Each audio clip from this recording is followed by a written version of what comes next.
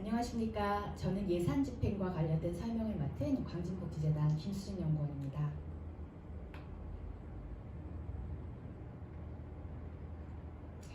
배분지원금을 받으셨을 때 회계 처리의 원칙을 먼저 말씀드리겠습니다.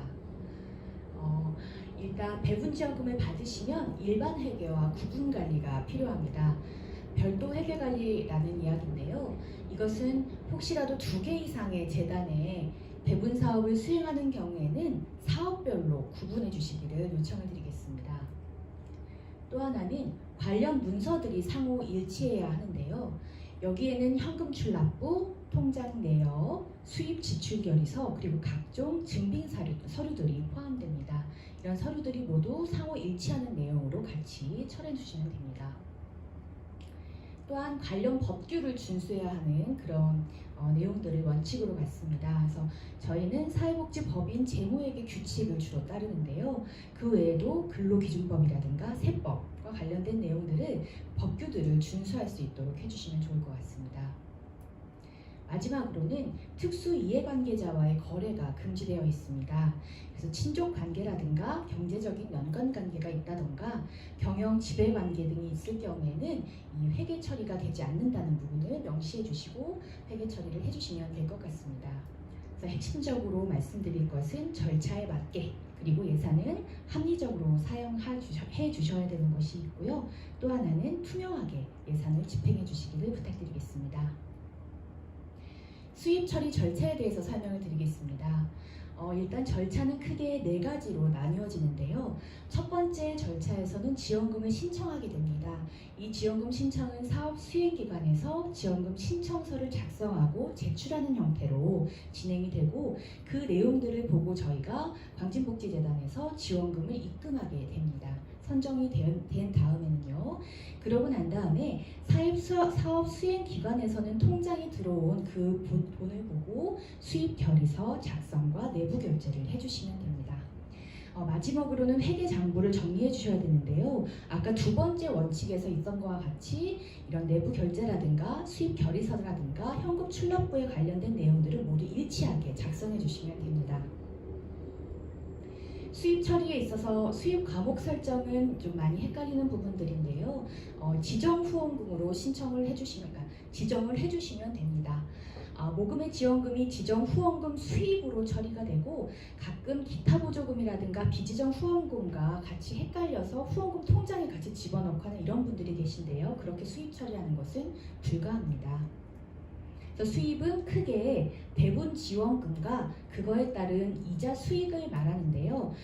배분 지원금의 이자 수익은 거의 사업비에 포함됩니다.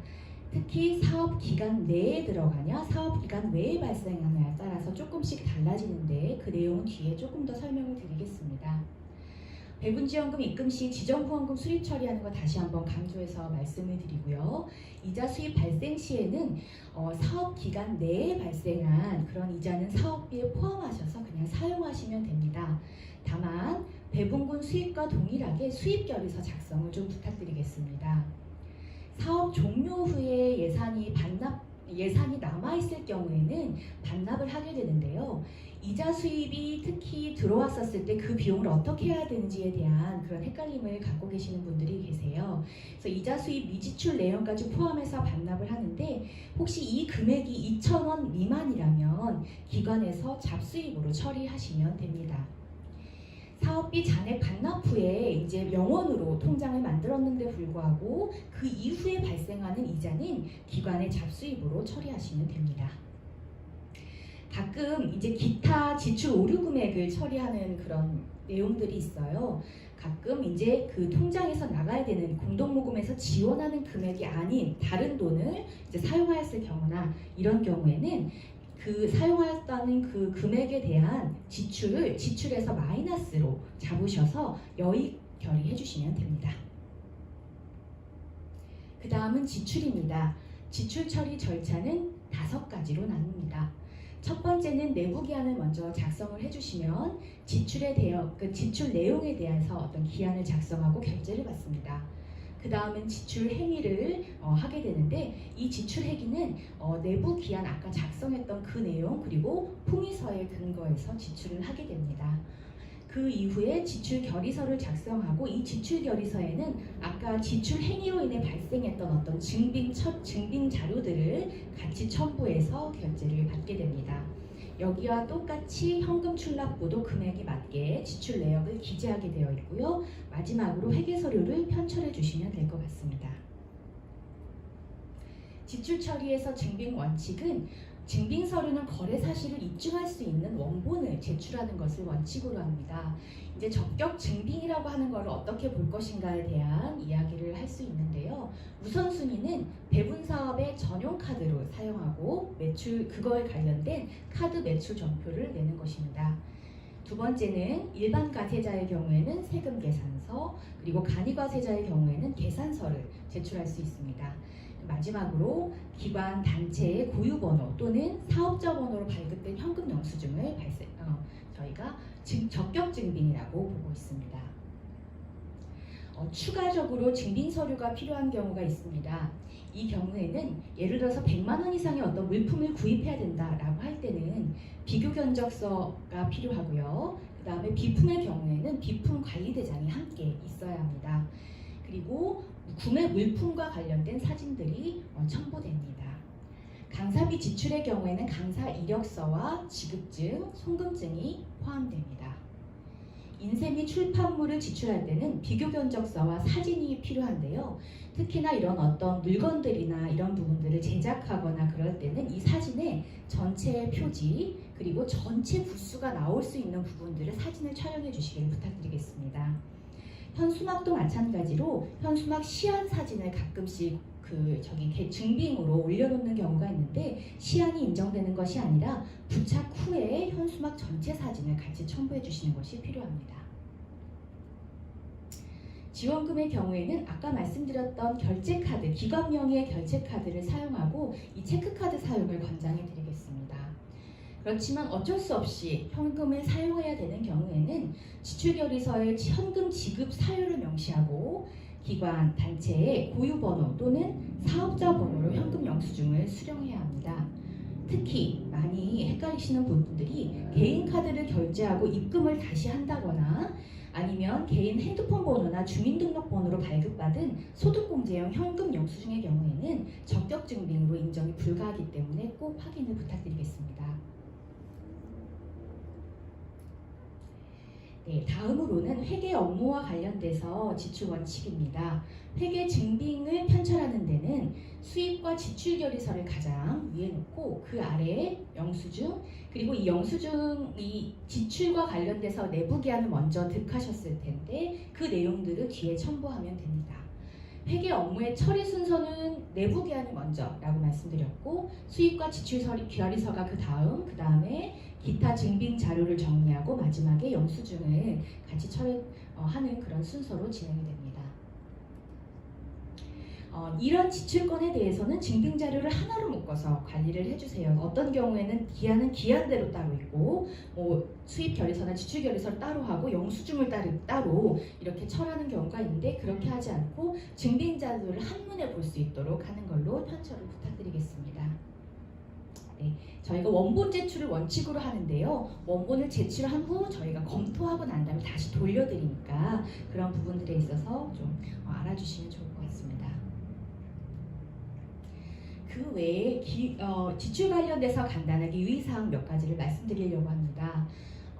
사업을 진행하다 보면 자료집을 제작하는 경우들이 있는데요. 이 경우에는 사랑의 열매 서울 사회복지 공동모금회 로고를 사용해 주세요. 가끔 이제 인터넷에 보면 사랑의 열매 저기 사회복지 공동모금회라고만 되어 있는 중앙의 모금회 로고를 사용하는 경우들이 있는데요. 저희는 서울에서 주는 서울 사회복지 공동모금회에 비용을 받기 때문에 서울 마크를 사용해 주시면 좋을 것 같습니다. 지원 사업에 지원 땡땡 그 광진복지재단 공동모금회 이렇게 지원 사업임을 명시해 주시고요. 만약에 이제 그 돈을 받는 것이 공동사업으로 진행을 하게 된다면 출판물의 판권은 재단과 사전협의를 좀 부탁드리겠습니다. 지원 사업과 관련돼서 출판물의 저작권은 공동모금회에 있다라고 하는 게 공동모금회의 원칙이더라고요. 그리고 자료집, 인쇄, 출판물 이런 부분들은 총 부수가 보이도록 전체 사진을 찍어서 첨부를 부탁드리겠습니다. 현수막과 기념품 제작과 관련돼서도 다시 한번 말씀드립니다. 이게 굉장히 실수를 많이 하는 부분이기 때문에 사랑의 열매 로고 사용하는 것이 부탁드리고 광진복지재단과 서울사회복지공동모금의 지원 사업임을 명시해야 되고요. 특히 증빙 자료를 제출할 때는 반드시 이 로고가 노출된 전체 사진을 좀 첨부해 주시는 것이 좋습니다. 저희 기관 모금 사업, 그러니까 기관 공모 사업에 있어서의 장비 또는 비품 구입이 가능한지에 대해서 궁금하신 분들이 계실 텐데요. 기본 자산이 되는 범용성 기자재 구입은 원칙적으로 불가한 것으로 저희가 내부적으로 자리를 잡았습니다. 기타 비용 지출과 관련된 것입니다. 혹시라도 이체 수수료가 발생한다면 그것은 별도의 어떤 세목으로 별도의 목으로 편성하지 않으셔도 되고요. 해당 그 세목에서 편성해서 지출하시면 됩니다.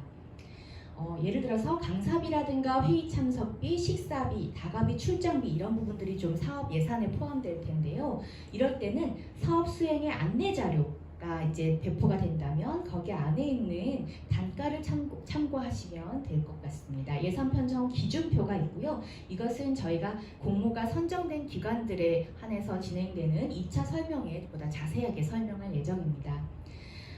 가끔은 기관의 내부 기전이 더 높은 경우들도 있습니다. 그래서 기관의 비용을 사용할 때 그런 경우들이 있더라도 이 공동모금회에서 그 기관 배분으로 받은 것은 공동모금의 기준을 준수할 수 있도록 좀 요청을 드리겠습니다. 그리고 강사비, 자문비, 회의 참석비 등은 내부 직원에게는 기급이 불가합니다. 기타 소득 원천 징수와 관련돼서는 아직 2020년 변경사항을 좀 확인하기가 어려워서 나오면 추후에 안내할 예정입니다. 2019년도에는 원천 징수 세율이 8.8%였습니다. 홍보물과 관련돼서 저희가 예시를 조금 명시해 보았습니다. 그래서 이 사업은 저희 광진구민이 모은 성금으로 광진복지재단과 사랑의 열매 서울사회복지공동모금회가 지원합니다. 이런 식으로 예시를 넣어놨고요. 여기에 있어서의 로고들은 모금의 홈페이지 또는 광진복지재단 홈페이지에 오시면 활용할 수 있습니다. 사업 및 예산 변경이 필요한 경우들이 있습니다. 그래서 처음에 사업계획서를 제출하시고 중간에 어떤 이유로 환경적인 어떤 요인이라든가 이런 부분에 의해서 사업과 예산을 변경을 요청하시는 경우가 있는데요. 이럴 때는 예를 들어서 물가 변동이라든가 참여 클라이언트 수익 증감 등으로 인해서 계획이 수립되어 부분들이 문제가 있다던가 아니면 예산 쪽에서 좀 변경을 해야 된다는 그런 내용입니다. 이럴 때는 적어도 사업 종료 2개월 이내에 저희 쪽으로 얘기를 해주셔야 돼요. 그러니까 저희가 12월까지가 사업 종료라면 10월 이전에 저희와 같이 상의를 부탁드리겠습니다. 그러니까 문서를 먼저 하기 전에 재단 사무국과는 유선상으로 그게 가능한 내용인지에 대해서 상의를 좀 해주시면 좋을 것 같아요. 그래서 내부 승인 프로세스를 진행한 후에 추후에 그 결과를 알려드리겠습니다. 만약에 정산서를 제출할 때 어떤 세목 간의 전용 관련된 내용들이 있었다고 하면 그 내용에 있어서의 내부 품위 문서도 반드시 첨부를 부탁드리겠습니다. 예산 변경 관련돼서 어떤 것들이 재단에서 같이 검토해야 될 것인지에 대해서 좀 안내를 드리겠습니다. 우선 목간 전용을 해야 되는 경우에는 재단과 상의를 해주시고요. 신규로 세목이라든가 새 세목을 만들어야 되는 경우에도 좀 부탁을 드리겠습니다. 그렇지만 세목 간에 이미 있었던 세목 간에 혹은 새 세목 간에 전용을 해야 되는 경우에는 금액에 따라서 조금 기준이 다릅니다. 예를 들어서 배분금 500만 원 초과인 경우와 500만 원 이하에 따라서 기준이 다른데요. 배분금 500만 원 이하의 경우에는 변경된 누적 금액 100만 원이 초과되는 것부터 재단 승인이 필요합니다. 그런데 원래 우리가 배분 금액 자체가 적은 경우가 있습니다. 100만 원을 받는다든가 200만 원을 받는다든가 그 작은 금액이 있더라고 하더라도 만약에 배분 금액의 50%를 초과한다고 하면 그 부분에 있어서는 재단 승인을 좀 받아주시면 좋을 것 같고요. 배분금 5천만 원 초과일 경우에는 변경 누적 금액의 20% 초과부터 재단 승인이 필요합니다. 예시를 들면 이렇습니다. 500만 원 이하의 경우에는 이 50만 원, 100만 원 이렇게 있는 경우에는 각각 50% 이렇게 기준에 적용이 되고, 이후에는 100만 원을 넘어가는 경우에만 저희랑 같이 상의해 주시면 좋을 것 같고요. 500만 원 초과하는 사업에 있어서는 각기 20%의 비용만큼보다 더 많은 예산이 수정될 경우엔 저희랑 같이 상의를 해주시면 좋을 것 같습니다. 예산 변경 관련돼서 인건비로 책정하신 그 예산은 예산 조정이 불가합니다. 그렇지만 아까 목간 전용과 관련된 건 재단과 같이 상의해 주시면 좋을 것 같고, 세목간 전용, 세세목간 전용과 관련돼서는 아까 금액에 맞춰서 우리에게 보고할 것인지 자체적인 내부 품위를 내부 기한을 할 것인지를 결정하시면 되고요. 다만 사례관리위원회라고 하는 어떤 세목 중에 산출 근거는 조금 달라질 수 있다라는 거죠. 이런 부분들은 그 기관 안에서 내부적인 어떤 절차를 거쳐서 하시면 될 것 같습니다. 변경 검토 요청은 어떻게 하냐면 공문을 통해서 알려주시면 되고, 변경 내용과 사유를 기재하고 변경 전, 후의 내용을 표로 작성을 부탁드리겠습니다. 그리고 마지막으로 이것에 관련돼서 변화된 수정사업계획서를 첨부해서 보내주시면 될 것 같습니다. 기타 변경사항 통지와 관련돼서는 반드시 재단과 협의하고 같이 변경 내용을 통지해 주시기를 부탁드리겠습니다. 네, 어떤 부분들을 예를 들 수 있냐면 기관 정보가 변경되어 있는 경우가 있습니다. 전화번호라든가 주소, 운영법인들이 변경되었을 때는 일주일 내에 통보를 부탁드리겠습니다. 혹시 사업 주 담당자가 중간에 변경되는 경우가 있습니다. 그럴 경우에는 재단 담당자와 협의를 해주시고요. 신규 담당자 선임 일주일 이내에 반드시 변경 내용을 같이 통지해 주시기 바랍니다. 또한 개인 연락처들이 만약에 기재되어 있는 경우에는 개인정보 제공 동의서도 함께 제출을 부탁드리겠습니다. 그리고 컨소시엄과 관련돼서 다른 기관들과 함께하는 사업의 경우에는 혹시 그 컨소시엄에 들어가는 기관들의 변동사항이 발생할 때는 재단에 즉시 통보를 좀 부탁드리겠습니다. 사업비 잔액 반납과 관련돼서 다시 한번 말씀드리겠습니다. 지원금 반납 대상 금액의 경우에는 우리가 지원금을 사용하고 종료 후의 지원금 잔액이고, 거기에 이자 발생분이 혹시 포함되어 있다면 같이 반납해 주시고요. 이자 발생분의 경우에는 발생하기 전에 사용하시면 됩니다. 반납하기 전에 사용하시면 되고, 인건비의 경우에는 아까 목간 전용이라든가 이런 부분들이 안 되기 때문에 이것은 발생한 인력 채용이 늦어짐에 따라 발생한 잔액들은 사업비로 사용하시지 못하고 반납을 부탁드립니다. 그리고 또한 재단이 특정 사유로, 예를 들어서 저희가 점검을 나갔는데 사업이 제대로 진행되지 않았다라는 그런 사유가 발생할 수도 있고 어떤 특정 사유가 발생할 수 있을 텐데요. 그럴 때는 반납을 요청할 수가 있고 그 금액은 반납해 주시기 바랍니다. 반납 예외사항은 사업 종료일 현재 잔액이 2천만 원 미만인 경우에는 잡수입 처리하라고 제가 말씀드렸고요. 사업 지원금 전액을 반납한 다음에 사업비 계좌에서 발생된 이자 역시 기관의 잡수입으로 처리해 주시면 됩니다. 결과보고서입니다. 사업비 잔액 반납할 때 결과보고서 제출하고 사업비 잔액 반납 공문을 함께 제출해 주시면 되는데요. 사업명, 반납 금액, 반납 일시, 반납 계좌를 명시한 공문을 발송하고 반드시 재단 반납 기존 계좌로 그 기관의 명의로 입금해 주세요. 예를 들어서 모모 땡땡 종합사회복지관 관장님이 이런 내용의 반납 공문을 주셨다면 땡땡 종합사회복지관 이름으로 재단 반납 지정 계좌에 입금해 주시면 됩니다. 네, 제가 준비한 건 여기까지입니다. 모든 분들이 공모사업에 좋은 결과 있으시길 바라겠습니다. 감사합니다.